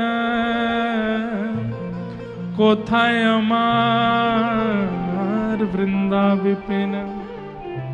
अमदे रामदे प्राण गौराय। अमदे रामदे प्राण गौराय। सबसे पूछ रहे हैं, जैसे गोपियां कृष्ण अंतर्ध्यान होने पर जड़ चेतन सबसे पूछती हैं, श्याम सुंदर कहां है। हे सुन राधिका दुलारी, तेरे द्वार का भिखारी, तेरे श्याम का पुजारी एक पीड़ा है हमारी, हमें श्याम ना मिला, हमें श्याम ना मिला, हमें श्याम ना मिला, श्याम ना मिला। बोलो बोलो वृंदावन कोथाय अमार वृंदावन। महाप्रभु जी ढूंढ रहे हैं सब जगह। हम सोचते थे कान्हा कहीं कुंजन में होगा, हम सोचते थे कान्हा कहीं कुंजन में होगा। ओ अभी तो मिलन का हमने सुख नहीं भोगा, अभी तो मिलन का हमने सुख नहीं भोगा। सुन के प्रेम की परिभाषा, सुन के प्रेम की परिभाषा, मन में बंदी थी जो आशा, मन में बंधी थी जो आशा, आशा हुई रे निराशा झूठी, दे गया दिलासा, श्याम ना मिला, हमें श्याम ना, हमें श्याम ना, श्याम ना मिला। महाप्रभु जी बोलो बोलो व्रज रज कोथाय अमार गोपालन। अरे आपके ऊपर ही तो जाते थे गैया चराने के लिए। अरे व्रज रज, तुम्हें पता होगा वो किधर की तरफ गए हैं, तुम बोलो ना। बोलो बोलो व्रज रज कोथाय अमार गोपालन। अमदेर अमदेर प्राण गौरा राय, अमदेर अमदेर प्राण गौरा राय। बोलो बोलो शरद चंद्र, गाइए बोलो बोलो शरद चंद्र कोथाय अमार राधा रमण। बोलो बोलो शरद चंद्र कोथाय अमार, देता है कन्हाई जिसे प्रेम की दशा,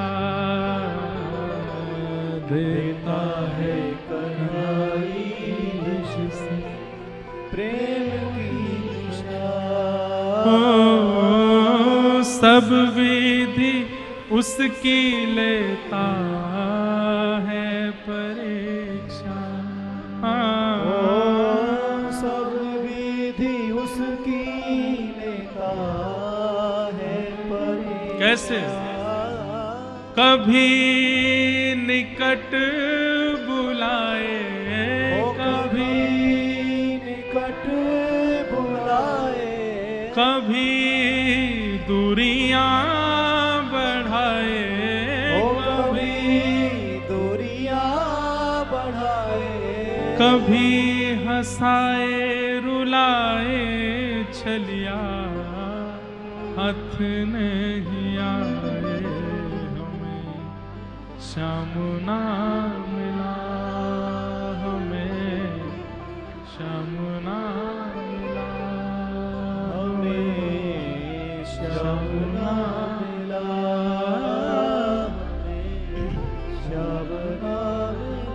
बोलो बोलो शरद चंद्र कोथाय अमार राधा रमण। बोलो बोलो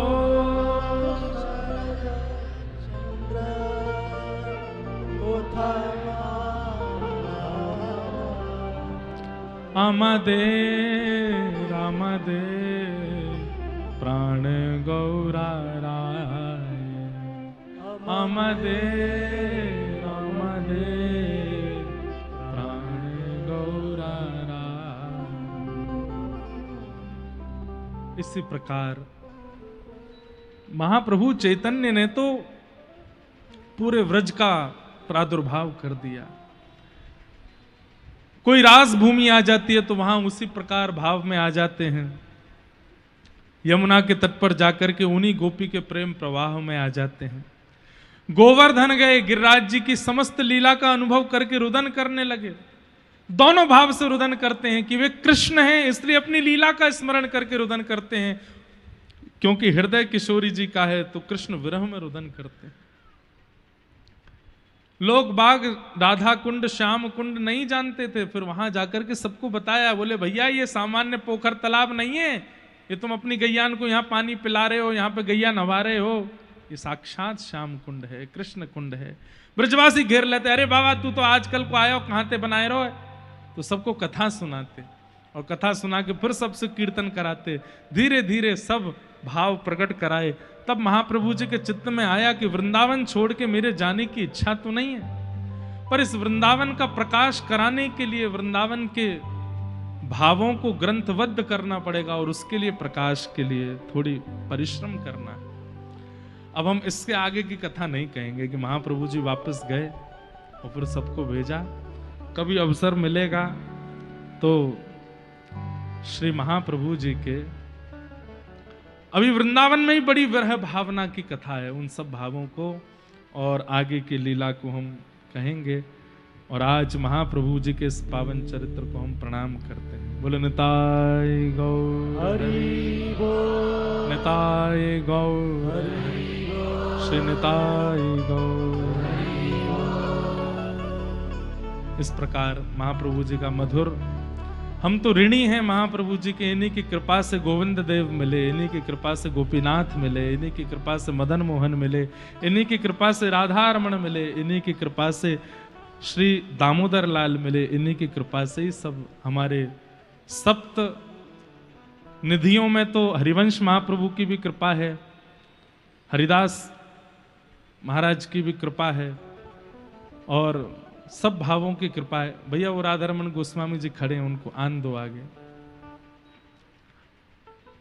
आ जाओ महाराज जी, आ जाओ। हाँ जय हो। सब प्रकार के भाव हुए, सबको हम प्रणाम करते हैं और बस आज की कथा को मंगल विश्राम। कल बंधुओं सवेरे 9 बजे से हम मिलेंगे। आप लोग कल ही मिल लीजिएगा क्योंकि कल कथा करते ही हम यहाँ से अंतर ध्यान हो जाएंगे। इसलिए आप लोग सुबह के सत्र 9 बजे आ जाइएगा। 9 बजे से 10:30 बजे तक हम मिल लेंगे। यहाँ आप लोग हैं, क्या कह रहे हैं? नहीं वो नहीं आ रहे हैं, हमसे ही मिल लो आप। कथा का भाव रख करके आइए। सब महापुरुष यहाँ प्रकट, चेतन महाप्रभु आ गए और इतने आचार्य चरण आ गए, सबके दर्शन कर लो। आप लोग भाव से पधारिए और आज के मंगल भाव को विराम देते हैं।